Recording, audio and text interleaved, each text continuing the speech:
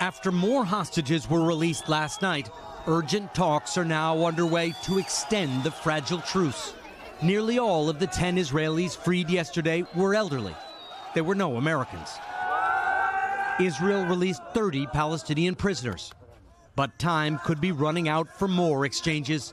Today is the last day of a 6-day truce.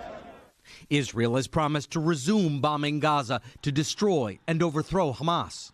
The U.S. is working to extend the ceasefire and free more Americans.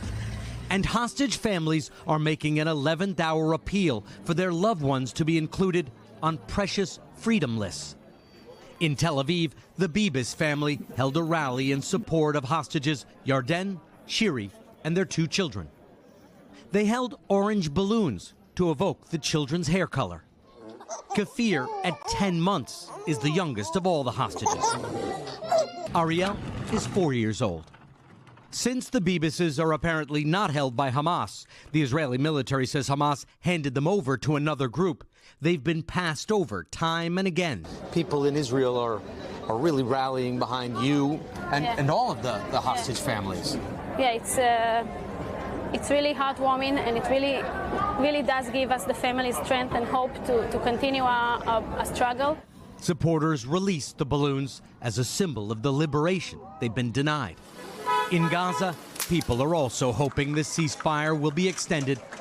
They're lining up to get what aid is coming in now, before Israeli airstrikes resume. Large parts of Gaza have already been destroyed.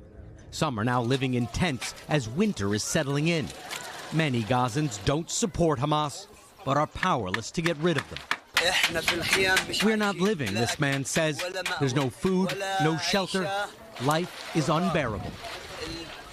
Richard, let's go back to those talks to extend that very fragile truce. Where do they stand, and what could a potential deal look like?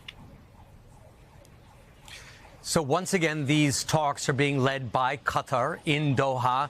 The CIA is involved, the CIA director, the head of Israeli intelligence, the Mossad.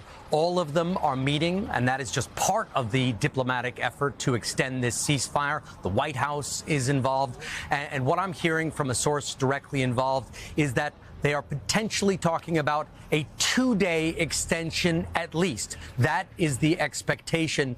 And that 2-day extension would see Hamas freeing more hostages in exchange for more Palestinian prisoners, very much like we have seen so far. And then the hope is that this extension would lead to more extensions and potentially even a longer-term deal. Yeah. Hoda? All right, Richard Engel for us there in Tel Aviv. Richard, thank you. Hey, thanks for watching. Don't miss the Today Show every weekday at 11 a.m. Eastern, 8 Pacific on our streaming channel, Today All Day. To watch, head to today.com/allday or click the link right here.